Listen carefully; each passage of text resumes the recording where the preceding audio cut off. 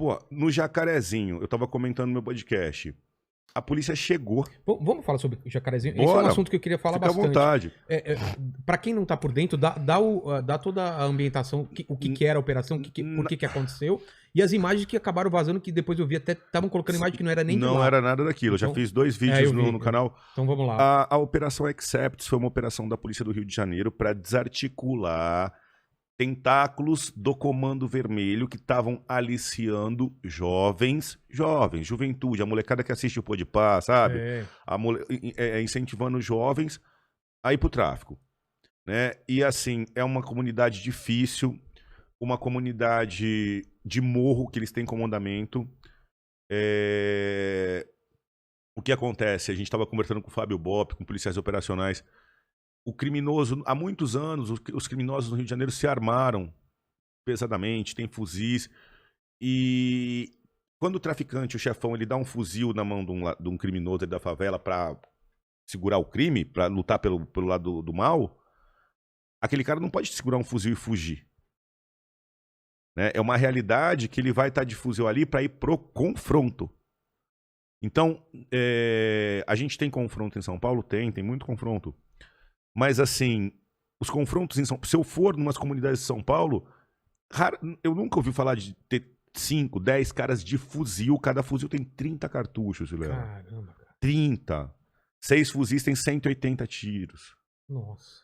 Então tem 6 caras de fuzil para receber a gente. O fuzil atravessa... Rasga pessoas, 2, 3. Mas carro, lataria? Carro forte, lataria tudo. Caramba. É muito potente, entendeu? Então... o que exército, né? Arma militar. Arma militar. Então, assim, no Jacarezinho, logo que eles chegaram, a Polícia do Rio tem um carro blindado, que é para subir morro, o Caveirão. Já apareceu em filmes e tal. Já. Eles chegaram, um policial saiu do Caveirão. Quando o policial saiu do Caveirão, ele tomou um tiro na cabeça. Caralho. A ocorrência começou porque ele teve que sair do Caveirão porque tinha barricadas, não dava para subir. E os caras já esperando... com o tiro amarrado. Então, você pega, monta a barricada, isso chama-se emboscada. Você pega e coloca 2 barricadas aqui, fica numa posição, você já deixa o tiro marcado, mas você ajusta o tiro ali. Porque já sabe que... O carro vai parar ali. É um lugar estreito. Isso. Então, assim, é uma operação que começou com a execução de um policial. Caralho. E aí, você analisando o armamento que foi pego, a quantidade de... foram pistolas, 12, granada. Granada os caras usaram? Granada. Não, foi apreendido granada, submetralhadora, 12 pistolas, muitas armas. Então, nessa situação, a polícia tá ali para fazer valer a lei. A polícia tá ali para tirar a molecada da mão do tráfico. E a polícia que é o Estado, que somos nós. A polícia defendendo a população. Então, se a polícia chega ali e toma um tiro, um policial toma um tiro, eu queria que as pessoas imaginassem se a polícia virasse as costas e falasse, não, a gente vai embora porque tá muito perigoso.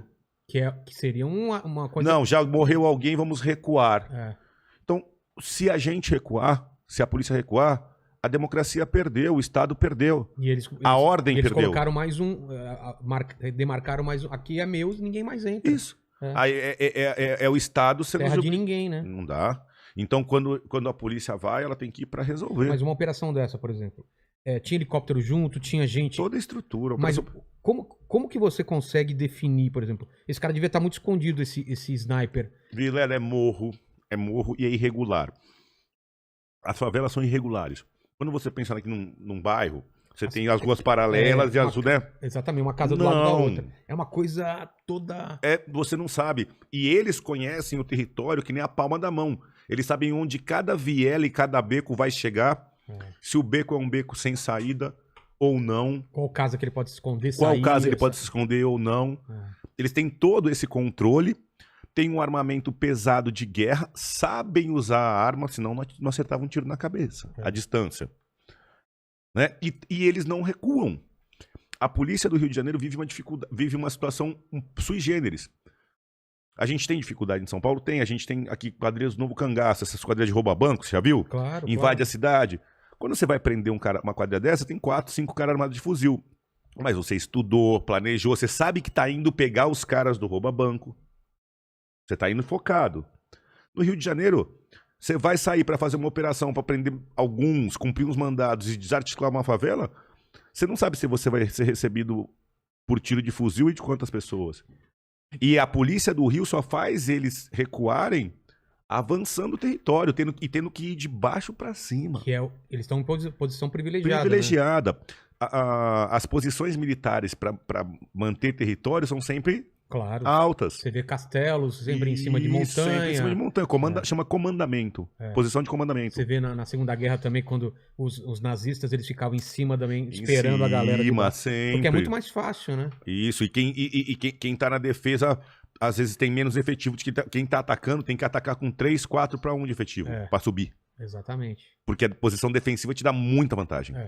Você precisa de menos pessoas. Você tá vendo que a gente tá falando a gente tá usando exemplos de guerra. Exatamente. Estamos usando exemplos de guerra para explicar uma ocorrência policial no Rio de Janeiro. Então, cara.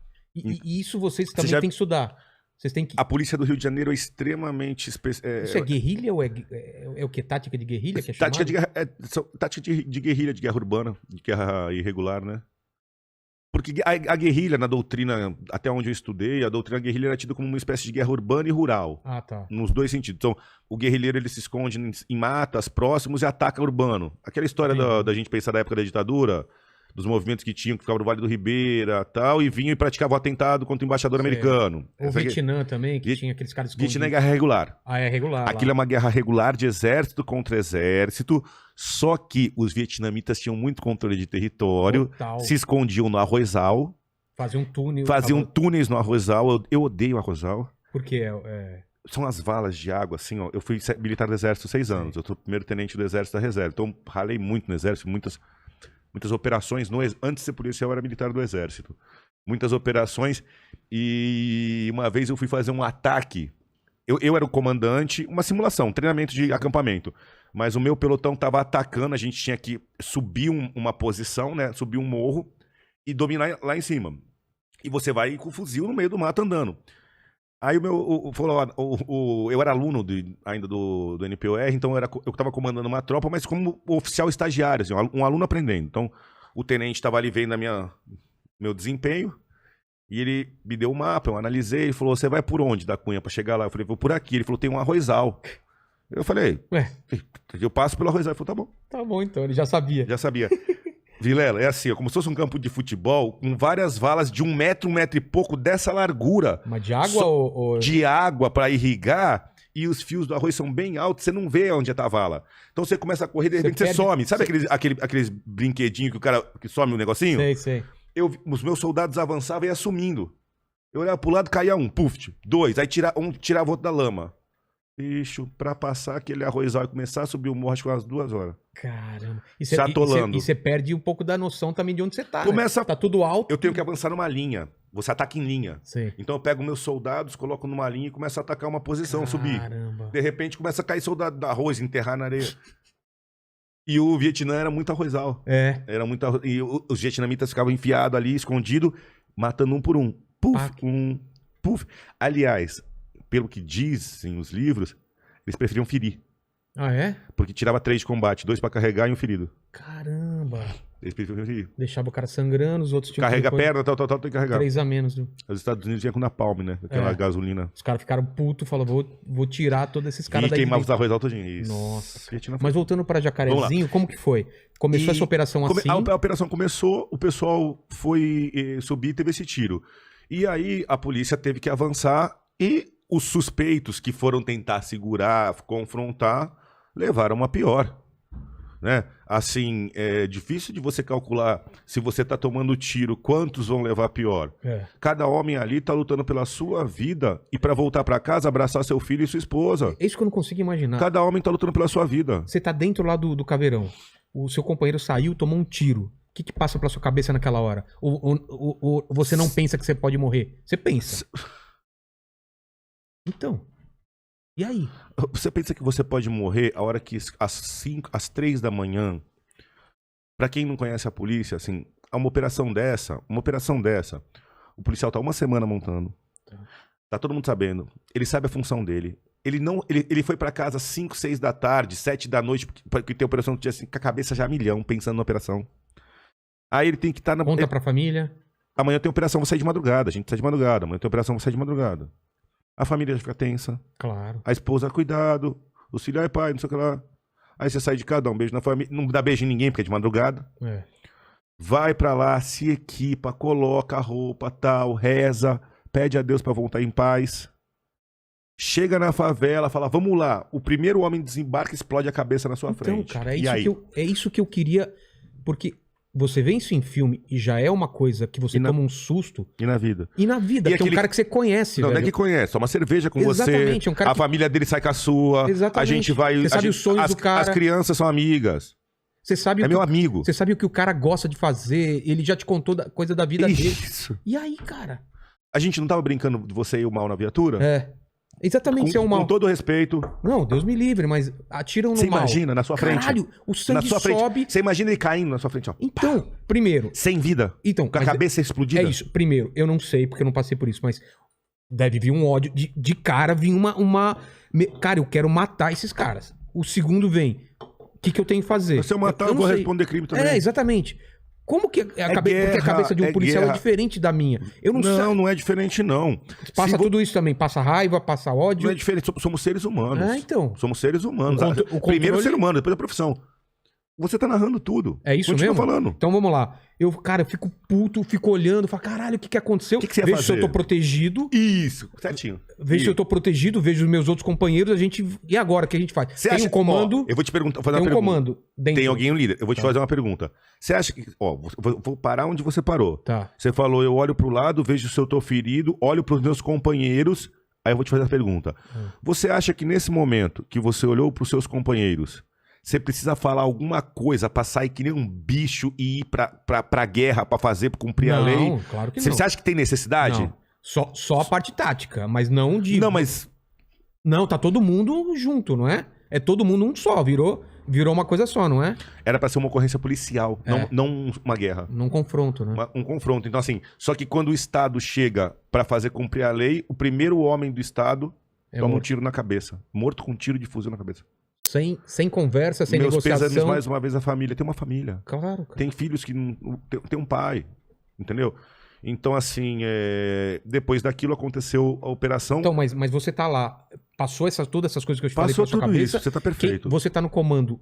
Qual é o comando agora? Vamos tentar entender o que tá acontecendo? Eu queria só que você entendesse uma coisa, Vila. O tiro não parou de cair, tá? Ah, tá. Exatamente. Não foi um tiro não, o fogo e ficaram continua. quietinhos. Não, o fogo continua. Pá, ricocheteando. Você tem que desembarcar de dentro do caveirão debaixo de fogo. Como?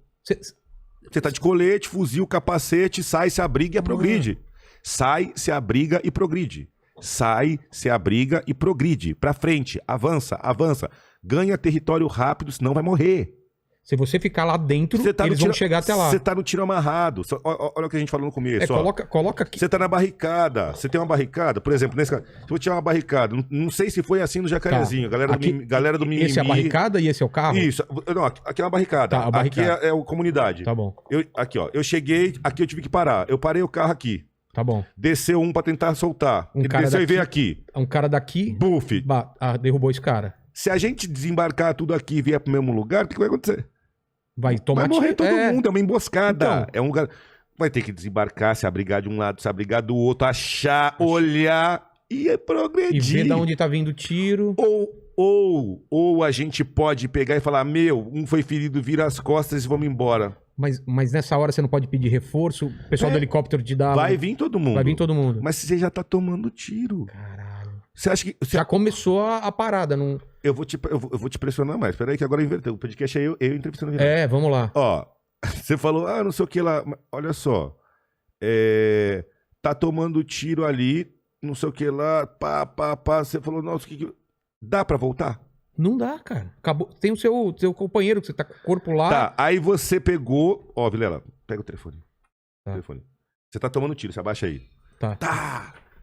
Dentro do carro ou já protegido? Tanto faz. O tiro tá comendo, você tá escutando. Pede isso pro reforço. Cara, eu preciso de reforço, tô aqui não sei aonde, tal. Tô no Jacarezinho, aqui, ocorrência, troca de tiro, muita munição. Tem um policial já ferido, reforço. E aí? Não, você tá falando isso e tá estudando tiro. Tá. E eu não tô atirando nesse meio tempo ou não? Você tá falando, como é que você atira? Então decide. Aí você tá pedindo reforço e não tá atirando. Aí você pediu reforço. Aí você vai voltar a atirar, você vai voltar a atirar, você vai ficar abrigado, você vai subir, você vai descer. Ou você acha... Não, pega o telefone de novo. Tá. Que quando você acabou de pedir reforço, o reforço chega. Não é assim que funciona. E quanto tempo vai demorar pra esse cara que tu chamou chegar? Acionar. Chegar. Sei lá, meia hora? Quantos tiros dá pra dar em meia hora? Porra! Entendeu? Caralho. Por mais que você tenha ligado reforço, tu continua tomando tiro. Cara, não é filme, né? Que não, o cara tá aqui, já vem o helicóptero. Outro dia um seguidor... Eu nunca tive uma ocorrência com tiro no canal. Eu já tive pouquíssimas na vida e nunca tive morto. Eu tenho que sorte, né? Bem técnica, graças a Deus. E não tem ocorrências com tiro no canal, tem operações pesadas. Tem alguns tiros que, às vezes, o criminoso atira pra fugir. Tá? E, enfim, mas essas ocorrências com tiro que tiveram, eu tava lá no supermercado, um seguidor falou, pô, da Cunha, tá faltando um vídeo mais emocionante, de vocês tomando tiro. Nossa, cara. Eu falei, pô, obrigado por ser seguidor, é uma honra, tudo. Mas deixa eu te explicar, aquilo não é um seriado. Aquilo não eu tô filmando meu trabalho. É. Eu falei, o sucesso é porque ninguém nunca teve coragem de filmar tão profundo, de tão perto o trabalho policial. E pra vocês sentirem o que a gente passa. Esse daí teve filmagem dessa descida, dessa primeira descida? Não teve. Não tem essa imagem. Não tem essa imagem. Então, o cara quer ver tiro, mas tiro é morte. E daí conseguiram avançar? Ou mais gente foi atingido, mais policial? Avançaram, tiveram as baixas. Os caras recuaram. Tiveram mais presos. Pegaram todo esse armamento. Depois disso, invadiram, pegaram pistola, fuzil, granada, tudo. E foram empurrando. Caralho. Vilela, e quando... não dá... Parou a viatura, desceu nosso companheiro, foi baleado e morto. Nós somos o Estado. Aí você ligou e pediu reforço. Não chegou. Vai meia hora pra chegar. A gente, quanto tempo que você pediu reforço já? Já faz uns 5 minutos. 5 minutos? 5 minutos. Deu pra tomar bastante tiro em 5 minutos? Cara, passou um pertinho aqui de mim, se eu não desviasse, cara. Mas tipo, se o cara sentir uma dessa no peito, ele já derruba, mesmo com colete de fuzil, derruba, não derruba? Derruba, quebra a costela. É impacto. Mesmo que o seu colete segure. E não atravessa, mas seguro, dependendo, pra segurar tiro de fuzil, tem que ter uma placa no colete. Além do colete, tem uma placa de uma substância que segura. Carbono, talvez? Eu não sei tecnicamente, mas assim, como se fosse uma cerâmica, uma Kevlar, né? E o Kevlar é o normal. Esse é mais forte. Não, é uma placa rígida mesmo, que é a placa balística para fuzil. Caramba. Então, assim, nem todos os coletes têm a placa. Mas se um tiro de fuzil pegar no ombro, arranca o ombro. Se pegar no braço, arranca o braço. Aonde pegar, leva tudo. É que fuzil não era pra estar aí, né, cara? É pra guerra. Não era pra estar aí. Não, é inimigo e contra inimigo. Não é varredura. Não é uma arma de defesa. De defesa pra defender a população cidadão do crime. Entendeu? Então, assim, o Jacarezinho é isso. O Jacarezinho E aí, o que deu disso? Durou quantas horas? Como que foi o avanço? Operação de horas, pesada.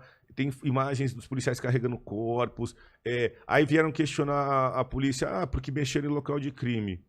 Você tá tomando tiro, tem um corpo na tua frente, o que você faz? Você pega uma fita zebrada e coloca e fala, olha, para de atirar, que eu tenho que preservar o local. Eu tô tomando tiro. Faz uma fita zebrada, esse aqui não matou a polícia, ele veio pro confronto e te levou a pior.